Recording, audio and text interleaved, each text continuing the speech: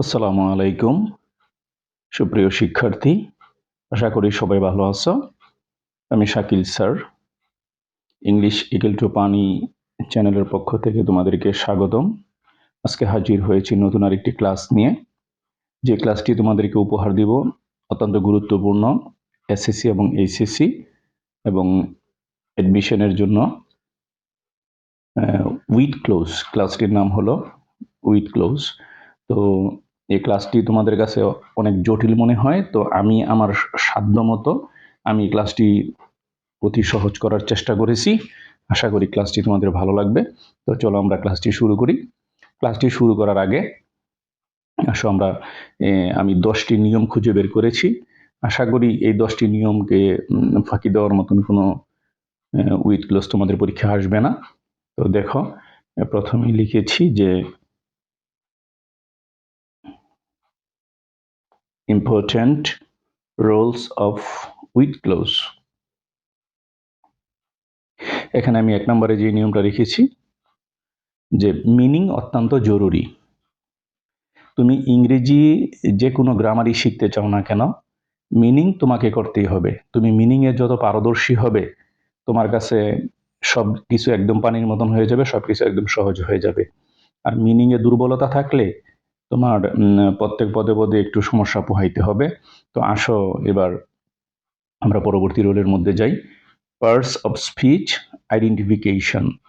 তো আমরা এখানে একটা জিনিস আমি তোমাদেরকে বলি, আমরা যখন উইথ ক্লোজ করি, হ্যাঁ, উইথ ক্লোজের মধ্যে বক্সের ভিতরে শব্দগুলো দেওয়া থাকে, আর 10টা বা 8টা শব্দ দেওয়া থাকে।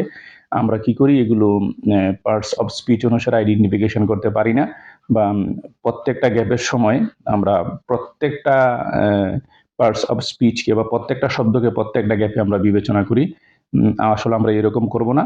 আমরা এই যে নিচে দেখো যে আমরা এগুলোকে আলাদা আলাদা করে দিয়েছি। এই যে বক্সের ভিতরে এখানে তোমার এই যে 1 2 3 4 5 6 7 8 9 10টা শব্দ আছে। তো আমরা 10টা শব্দকে আমরা এই যে এখানে ভাগ করে দিয়েছি, যে কোনগুলো নাউনের মধ্যে পড়ছে, কোনগুলো ভার্বের মধ্যে পড়ছে, কোনগুলো প্রেপোজিশনের মধ্যে পড়ছে, কোনগুলো কনজাংশনের মধ্যে পড়ছে, কোনগুলো আর্টিকেল বা ডিটারমিনারের মধ্যে পড়ছে। তো এটা করার সুবিধা হইলো, আমি গ্যাপ দেখে আমি যখন বুঝে যাব যে এখানে নাউন বসবে, তাইলে আমি শুধু নাউনের অংশটুকুতে তাকাবো, আমার সমস্ত 10টা শব্দ খোঁজার কোনো দরকার নেই এই সুবিধার্থে। তো আসো আমরা আমাদের নিয়মগুলো আগে শেষ করে আসি। তো পার্টস অফ স্পিচ আইডেন্টিফিকেশন গেল। এবার 3 নম্বরে আসি। 3 নম্বরে হলো অত্যন্ত গুরুত্বপূর্ণ রোল, যে অ্যাজিটিভ। এই যে অ্যাজিটিভের পরে নাউন বসবে সব সময়। অ্যাজিটিভের পরে নাউন বসবে, তাহলে আবার নাউনের আগে অ্যাজিটিভ বসবে। এই নিয়ম অত্যন্ত গুরুত্বপূর্ণ। এগুলো কিন্তু তোমরা ভালোভাবে নিয়মগুলো পরে তারপরে এক্সারসাইজে যাবে, তাইলে তোমরা সবচেয়ে ভালো করবে। কি বলছি, অ্যাজিটিভের পরে নাউন বসে, তাহলে নাউনের আগে আবার অ্যাজিটিভ বসে। তারপরে প্রেপোজিশন, এই যে প্রেপোজিশনের পরে নাউন বা প্রনাউন বসে। প্রেপোজিশনের পরে নাউন বা প্রনাউন বসে। আমি কিন্তু রুলগুলো বলে ফেলতেছি। তারপরে 5 নম্বরে আসি, অত্যন্ত গুরুত্বপূর্ণ, সেন্টেন্সের শুরুতে, সেন্টেন্সের শেষে মূল ভার্বের আগে ও পরে অ্যাডভার্ব বসে। অত্যন্ত গুরুত্বপূর্ণ নিয়ম। সেন্টেন্সের শুরুতে, সেন্টেন্সের শেষে, মূল ভার্বের আগে অথবা মূল ভার্বের পরে অথবা মূল ভার্ব এবং অক্সিলারি ভার্বের মাঝে অ্যাডভার্ব বসে। এগুলো কিন্তু ভালোভাবে পরে তারপর এক্সারসাইজে যেতে হবে। তারপরে এই যে অ্যাজিটিভ, অ্যাজিটিভের আগে কি বসে, অ্যাডভার্ব বসে। অ্যাজিটিভের আগে অ্যাডভার্ব বসে, অ্যাজিটিভের আগে অ্যাডভার্ব বসে। এই গেল। তারপরে আসি 7 নাম্বার। এগুলো কিন্তু প্রত্যেকটাই তুমি খুব, এখানকার যে 10টা নিয়ম আছে, 10টা নিয়মকে ফাঁকি দেওয়ার মতন ক্ষমতা আল্লাহর রহমতে নাই, এগুলো পরীক্ষিত। তারপরে দেখো আমি এখানে একটা সেন্টেন্স লিখছি, a good boy, a good boy. তাহলে এখান থেকে আমরা বুঝতে পারছি যে বয় হইল নাউন, নাউনের আগে কি বসে, অ্যাডজেক্টিভ বসে। তাহলে আবার অ্যাডজেক্টিভের পরে কি বসে, নাউন বসে। আবার এখানে আমরা বলতে পারি যে অ্যাডজেক্টিভ এবং আর্টিকেল বা ডিটারমিনারের মাঝে, নাউন এবং এই যে ডিটারমিনারের মাঝে অ্যাডজেক্টিভ বসে। আশা করি তোমরা বুঝতে পারছো। আমি আবার লিখি, আ গুড বয়। তাহলে এখানে খেয়াল করো, আমরা যদি প্রথম চিন্তা করি যে বয় হইল নাউন, তাহলে নাউনের আগে কি বসছে, অ্যাডজেক্টিভ বসছে। আবার যদি আমরা ওই দিক দিয়ে উল্টা চিন্তা করি, তাহলে অ্যাডজেক্টিভের পরে কি বসছে, নাউন বসছে। আবার যদি আমরা এরকম চিন্তা করি, নাউন এবং ডিটারমিনার, তাহলে মাঝে কি, অ্যাডজেক্টিভ বসছে। অত্যন্ত গুরুত্বপূর্ণ। এই নিয়মটা বারবার তোমরা এক্সারসাইজের মধ্যে দেখতে পাবে। তারপরে আসি আরেকটা গুরুত্বপূর্ণ নিয়ম। আমি এখানে একটা উদাহরণ লিখছি, দ্য রাইস অফ বরিশাল। এখানে খেয়াল করো, যদি এ রাইস নাউন, বরিশাল নাউন, দুটি নাউনের মাঝে গ্যাপ থাকলে অবশ্যই, একদম মুখস্থ করে ফেলবা, দুটি নাউনের মাঝে যদি গ্যাপ থাকে তাহলে কি বসে? অবশ্যই। আবার এই যে প্রেপোজিশন এবং ডিটারমিনার, এই ডিটারমিনার এখানে দি আছে, এখানে এও থাকতে পারে, এও থাকতে পারে, আবার এনও থাকতে পারে। তাহলে প্রেপোজিশন এবং ডিটারমিনারের মাঝে নাউন বসে। খেয়াল করছো কিনা নিয়মটা? খেয়াল করো। প্রথম হলো দুটি নাউনের মাঝে কি বসলো? বসলো। আবার প্রেপোজিশন এবং ডিটারমিনার, এদিকে দি এ এন দিয়ে এগুলো ডিটারমিনার, প্রেপোজিশন এবং ডিটারমিনারের মাঝে নাউন বসে, এগুলো তোমরা পাবে। তারপরে 9 নম্বরে আসি অ্যাপ্রোপ্রিয়েট প্রেপোজিশন। অ্যাপ্রোপ্রিয়েট প্রেপোজিশন গুলো অবশ্যই তোমাদের মনে রাখতে হবে, যেমন ডিপেন্ড অন, নির্ভর করা, fond of, abide by, suffer from, এগুলো তোমরা জানো, এগুলো একদম হুবহু, এগুলো কোনো নিয়ম মানবে না, সরাসরি বলবে। তারপরে আসি কানেক্টর। কানেক্টরের মধ্যে সবচেয়ে বেশি ব্যবহৃত হয় অ্যান্ড, অর, বাট। তো অ্যান্ড কোথায় বসে? সমজাতীয় শব্দের মাঝে অ্যান্ড বসে। যখন দেখবা যে দুইটা সমজাতীয় শব্দের মাঝে গ্যাপ আছে, যেমন কামাল, এটা যেই নাউন, এটা প্রপার নাউন, জামালও প্রপার নাউন, তাহলে দুইটি সমজাতীয় শব্দ, তার মাঝে কি বসছে? এই যে অ্যান্ড বসছে। যদি এখানে আসতো যে ব্যাড, আর এখানে আসতো গুড, তাহলে এটাও অ্যাডজেক্টিভ, এটাও অ্যাডজেক্টিভ, তাহলে তার মাঝে কি অ্যান্ড বসতো? সমজাতীয় শব্দের মাঝে অ্যান্ড বসে। তারপরে দেখো বিপরীত শব্দের মাঝে বাট বসে, যেমন ফোর, গরিব কিন্তু সৎ, তাহলে পোর আর অনেস্ট, বিপরীত শব্দ, তার মাঝে কি বসলো? অ্যান্ড বসলো। দুইটা থেকে একটা বেছে নেওয়া, যেমন ডাই, হয় তুমি করো নয় তুমি মরো, এরকম হইলে ওর বসে। তো আমাদের এই 10টা নিয়ম শেষ। 10টা নিয়ম আগে তোমরা ভালোভাবে বুঝবে, ভিডিওগুলো পজ করে খাতার মধ্যে বারবার লিখবে, তারপরে এগুলো বুঝার পরে এক্সারসাইজের মধ্যে আসবে, তাহলে তোমরা ইনশাল্লাহ বুঝবে। এবার আসো আমরা সরাসরি চলে যাই একটা এক্সারসাইজের মধ্যে। মনে করো এইটা হলো বক্সটা আমাদের, যেটা তোমাদের ইয়ের মধ্যে দেওয়া থাকে। এই যে দেখো বক্সে তোমাদের এই যে এখানে কিন্তু এই 10টা শব্দ দেওয়া আছে। হ্যাঁ, কি দেওয়া আছে?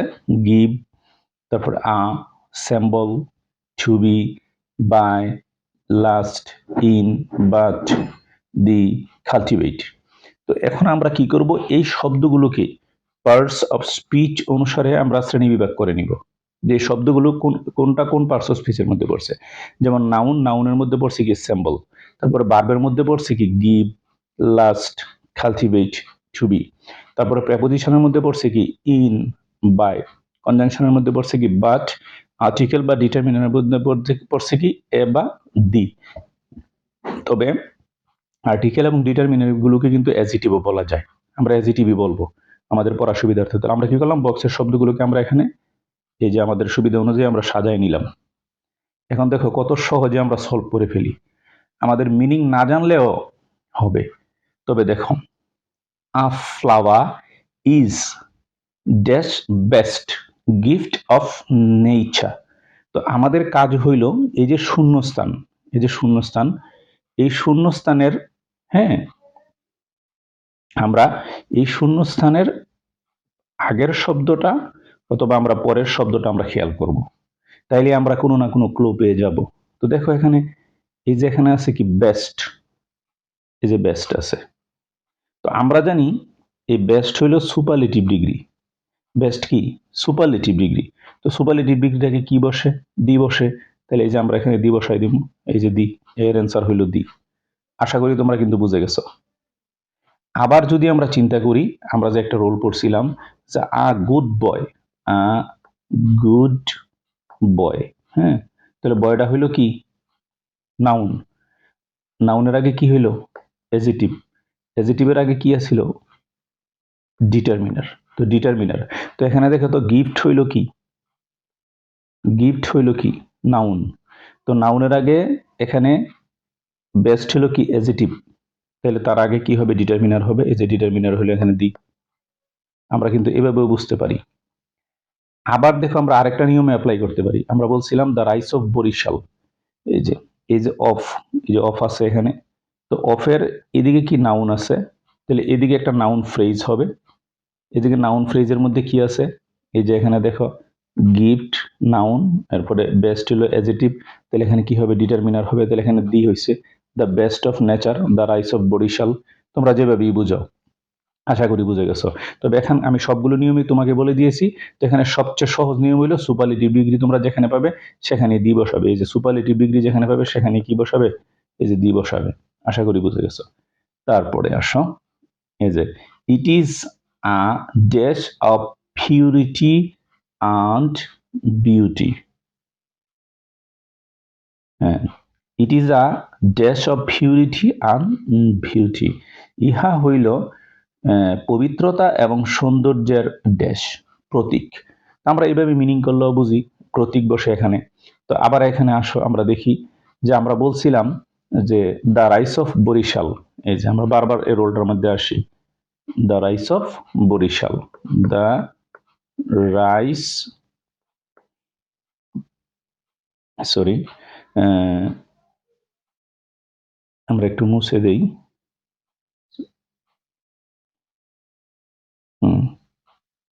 দ্য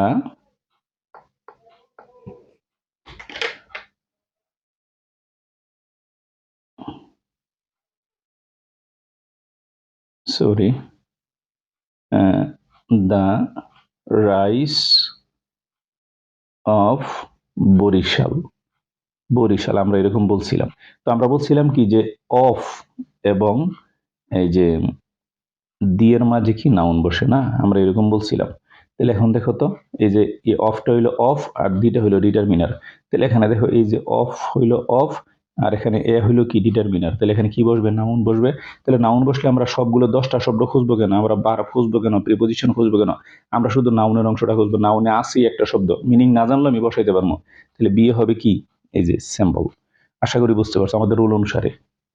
কি বুঝতে পারছো তোমরা, যে এই যে এখানে আছে অফ, এখানে আছে দি। হ্যাঁ, তাহলে আমরা জানি যে ডিটারমিনার এবং প্রেপোজিশনের মাঝে কি নাউন বসে। তাহলে এই যে নাউনের মধ্যে আগে আমরা সিলেক্ট করে রাখছি, এই যে নাউন হলো স্যাম্পল, এই যে আমরা এখানে স্যাম্পল বসাইছি। তারপরে আসো, ইট ড্যাশ আস প্লেজার। তাহলে এখানে খেয়াল করো, এটা আমাদেরকে ড্যাশ দেয়। তাহলে ইট কিন্তু এখানে সাবজেক্ট। আমরা কিন্তু বলছি কি যে গ্যাপের আগে পরে আমরা তাকামো। এদিকে আছে আস, আস কিন্তু অবজেক্ট, আর এখানে ইট হলো সাবজেক্ট। তো সাবজেক্ট আর অবজেক্টের মাঝে কি বসে, ভার্ব বসে। তাহলে আমরা ভার্বের দিকে তাকাবো। এখন ভার্ব আছে এখানে গিভ, লাস্ট, কালটিভেট, বি। এখন আমরা দেখবো এটা এখান থেকে কোন ভার্বটা এখানে অর্থের সাথে সঙ্গতিপূর্ণ। ইট লাস্ট, ইট কালটিভেট আস প্লেজার, এটা কি মিলে? কখনোই মিলে না। যদি আমরা এখানে ইট গিভ দেই, তাহলে ইট গিভ আস প্লেজার, এটা আমাদেরকে কি দেয়, আনন্দ দেয়। তো এখানে আমরা গিভ আনলাম, গিভ, GIVE, গিভ। কিন্তু সাবজেক্ট কিন্তু থার্ড পারসন সিঙ্গুলার নাম্বার, এই জন্য তোমাকে ভার্বের সাথে এস বা ইএস বসাইতে হবে। এতটুকুই নিয়ম, এতটুকু বোঝার জন্য দিয়েছিল। তাহলে কত সহজ না। তারপরে আমরা আসি ডি এর মধ্যে, there is nobody, there is nobody. এগুলো এখানে একটা শব্দ আছে, এগুলো মুখস্থ, বাট, এই যে but, none but, nothing but, there is nobody but, there is nobody, এমন কেউ নাই, বাট লাভস ফ্লাওয়ার, যে কিনা ফুলকে ভালোবাসে না। এটা একটু মুখস্থ করে ফেলতে হবে। But it is a dash of sorrow that, এটা একটা ফ্রেজ আমরা জানি, ইট is a matter of sorrow that, it is a matter of sorrow that. তারপর আমরা যদি ওইটা যদি জানি তাহলে ওয়েল এন্ড গুড, আর যদি না জানি তাহলে আসলে আমরা নিয়মে কাজ করি। নিয়মে কি বলছিল, এই যে এখানে আমরা বলছিলাম যে এই যে প্রেপোজিশনের পরে কি বসছিল, নাউন বসছিল। তাহলে প্রেপোজিশনের পরে যদি নাউন বসে, তাহলে দেখো এটাও তো এরকম একটা রোলের মধ্যে পড়ছে, দ্য রাইস অফ বরিশাল। এই যে দেখো, এই অফের আগে কি বসছে, নাউন বসছে, তাহলে এখানে একটা ডিটারমিনার হবে। তাহলে এই যে অফ হইলো, এই যে অফ, তারপরে ম্যাটার হইলো কি, নাউন, তাহলে এখানে ডিটারমিনার হবে। তাহলে ডিটারমিনারটা কি হবে, এ হবে, a matter of sorrow that. আবার এটা একটা phrase, a matter of sorrow that, তুমি এটাও মনে করতে পারো, that it is a matter of sorrow that a flower doesn't dash long. এখানে দেখো, এই যে আমরা বলছিলাম যে এই যে নট, আমরা নট দিয়েও চিন্তা করতে পারবো, আবার লং দিয়েও চিন্তা করতে পারবো। তো লং কি, নট কি, নট হইল অ্যাডভার্ব। তাহলে আমরা বলছিলাম যে সেন্টেন্সের শুরুতে, সেন্টেন্সের শেষে, মূল ভার্বের আগে, মূল ভার্বের পরে অ্যাডভার্ব বসে। তাহলে মূল ভার্বের পরে যদি অ্যাডভার্ব বসে, মূল ভার্বের আগে, মূল ভার্বের পরে অ্যাডভার্ব বসে। তো মূল ভার্বের আগে যদি অ্যাডভার্ব বসে, তাহলে অ্যাডভার্বের পরে কি মূল ভার্ব বসতে পারে না?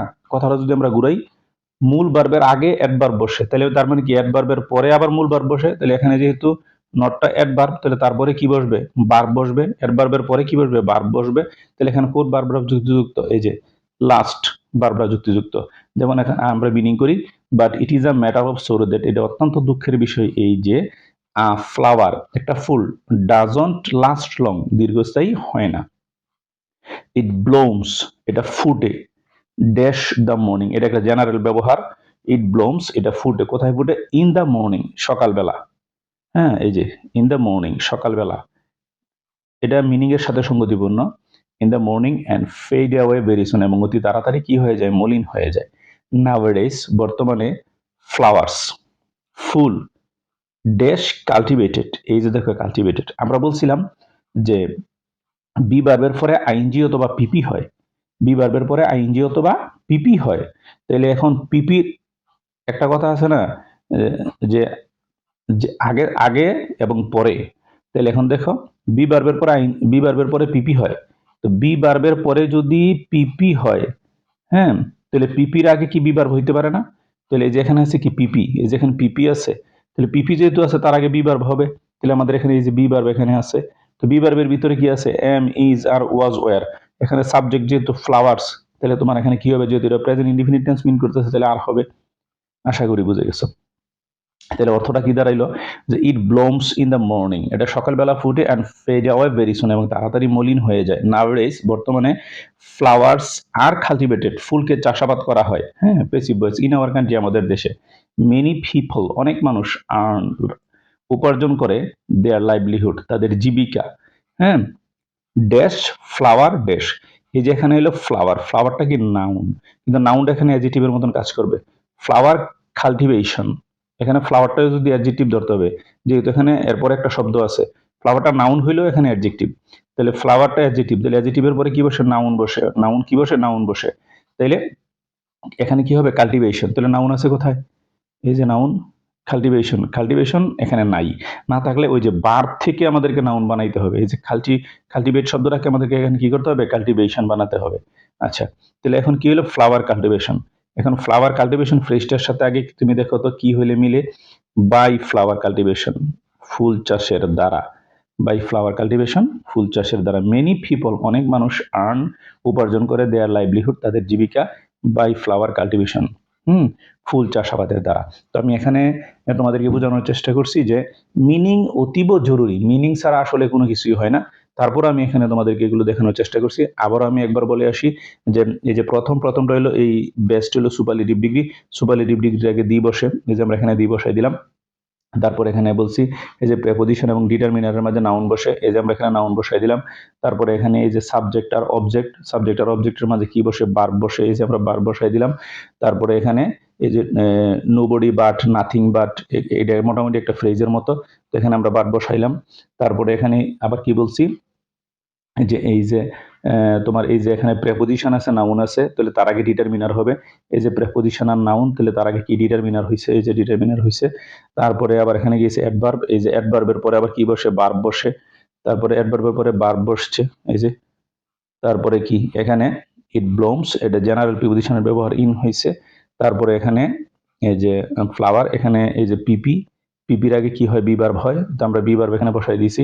তারপর এখানে ফ্লাওয়ারটা কি, ফ্লাওয়ারটা হলো অ্যাডজেক্টিভ, দেখতে নাউন, কিন্তু পজিশন অনুসারে অ্যাডজেক্টিভ, অ্যাডজেক্টিভের পরে কি হয়, নাউন হয়, কিন্তু সরাসরি এখানে নাউন নাই, তাহলে আমরা ভার্বটাকে নাউনে রূপান্তর করে এখানে বসাইলাম। তারপরে এটাকে, এই ফ্রেজটাকে সঙ্গতি দেওয়ার জন্য এখানে কি উপযুক্তভাবে বসছে কি, বাই। তো আশা করি তোমরা ক্লাসটা অবশ্যই বুঝে গেছো, বারবার এই ক্লাসটা দেখবে। এরপর থেকে একদম বোর্ডের প্রত্যেকটা প্রশ্ন, একটা একটা করে প্রশ্ন সলভ করে, ইনশাল্লাহ 40টা প্রশ্ন আছে বোর্ডের প্রত্যেকটা প্রশ্ন ব্যাখ্যা বিশ্লেষণ করে ইনশাল্লাহ আমরা কি করব, তোমাদেরকে আমি এখানে আপলোড করার চেষ্টা করবো। তোমরা দোয়া করবে যাতে আমি সুস্থ থাকি, আমি চালিয়ে যেতে পারি। তোমাদের সবচেয়ে সহজ পদ্ধতি হলো, যখন দেখো এই যে আমরা যখন শূন্যস্থান করতে যাই, যেমন a flower dash best gift of nature, তখন আমরা এই শূন্যস্থানের মধ্যে এই সবগুলো খোঁজা শুরু করি।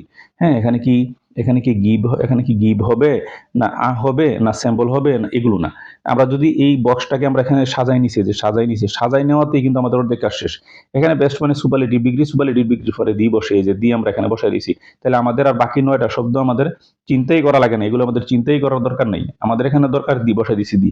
তারপর এখানে আসি, এখানে বলছে প্রেপোজিশন এবং আর্টিকেলের মাঝে কি বলছে, নাউন বসে। তাহলে বাকি 9টা শব্দ আমার চিন্তা করার দরকার নেই। যেমন এখানে দি বসাই দিছি, রে কেটে দাও, আস্তে আস্তে কমতে থাকবে। তাহলে এখানে কি নাউন বসবে, নাউন একটা আছে স্যাম্পল, এই স্যাম্পল বসাইছি, স্যাম্পল কেটে দাও, আস্তে আস্তে শব্দ কমতে থাকবে। তো এই কাজটা যদি তোমরা করতে পারো একদম পানির মতন হয়ে যাবে। তো আশা করি ইনশাল্লাহ সবাই ক্লাসটা মনোযোগ দিয়ে দেখবে। ধন্যবাদ সবাইকে।